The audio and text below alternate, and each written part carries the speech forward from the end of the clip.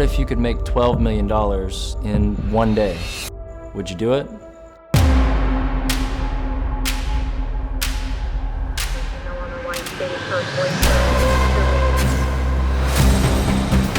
It was an audacious, multi-million-dollar heist nobody saw coming. It was one of those once-in-a-lifetime cases. 4 clean-cut underclassmen who saw a huge payday hidden in plain sight. One of the most valuable rare book collections in the United States. Irreplaceable national treasures from the likes of Darwin and Audubon. You're talking about one of the most expensive books on the rare book market. A light bulb goes off. We could steal those and sell them for $12 million. For the first time ever, the criminals who planned it It became this obsession that we couldn't turn away from. and the cops who hunted them down We were starting to tighten the noose down. come together to tell their own stories as we follow the money and dissect a near-perfect crime plagued by a simple yet fatal flaw. Well, that was like the biggest slip-up in the world.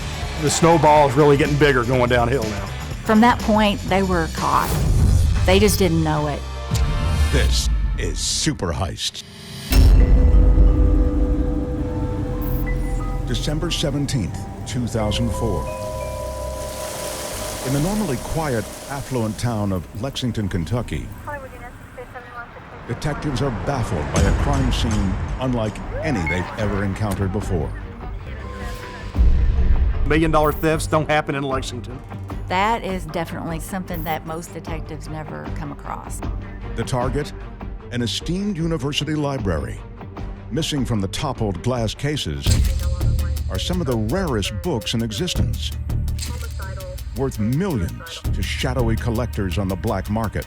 Most people didn't know those items were in special collections. So we immediately were thinking, okay, who knows they're here? Tasked with guarding that treasure, a dedicated librarian who's been taken down, tied up, and tased by the thieves. I was so terrified. It was a harrowing experience. Her biggest fear now, that the irreplaceable books are gone forever. We feared the guys had stolen the books for a collector, and that we would never see the books again. To the spellbound detectives, the crime seems as well planned as it was ruthless. It takes some cojones to come in there and do a robbery right there in broad daylight. It looked like somebody professional that had gone in here and had done that. But what these detectives couldn't know is that the only thing stranger than the crime itself is the unlikely crew who pulled it off.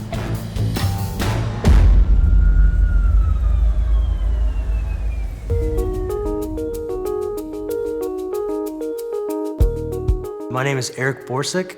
In 2004, I was one of the 4 guys involved in the Transylvania book heist. Eric Borsek and 3 college friends spent the better part of a year meticulously plotting the audacious crime that would make news around the country. But as important as how they did it is why they did it. I spent most of my life in Lexington, Kentucky. Lexington's a nice place. It just wasn't really for me. It's lots of strip malls and chain restaurants, very elitist, very wealthy. It's the horse capital of the world, so there's lots of money in the horse industry there. Just seeing that lifestyle, I think, was just like a big turnoff for me. I just had no sense of identity growing up. I just felt very lost.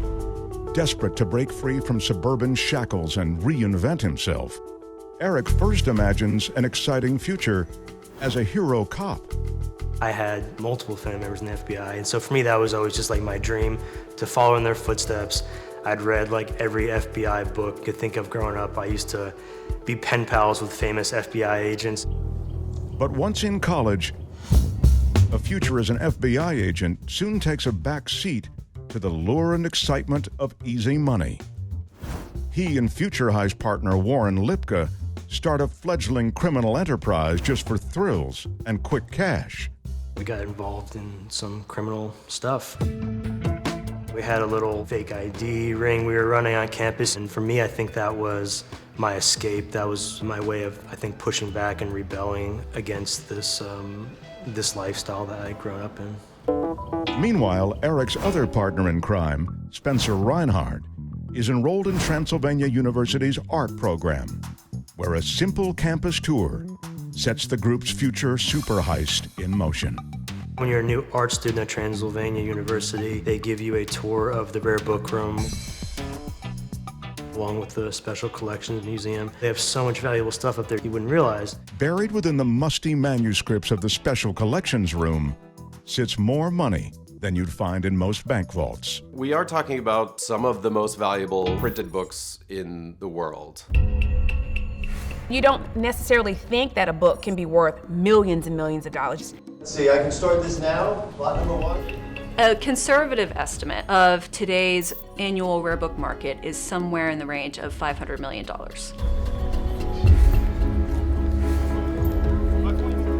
Transylvania University's Special Collections has a particular specialty in natural history books. They have a first edition of Darwin, Origin of Species. They have incredible illuminated manuscript from the 15th century. These are truly monuments to our civilization. The most famous piece of art that they owned was Audubon's Birds of America. Audubon's Birds of America is actually a series of engraved plates that have been colored by hand. There are 435 plates total, and they are enormous. When you see it in person, it's just like huge impact because it is unlike anything you've ever seen. There are very few books in the world that would fetch higher market prices than the Audubon Bird of America. A recent set had sold for $12 million at auction, and so a light bulb goes off. We could steal those and sell them for $12 million.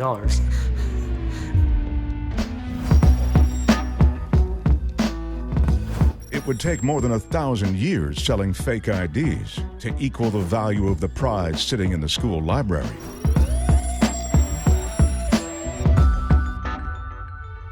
They were all seeking some type of transformational kind of experience, some type of thrill.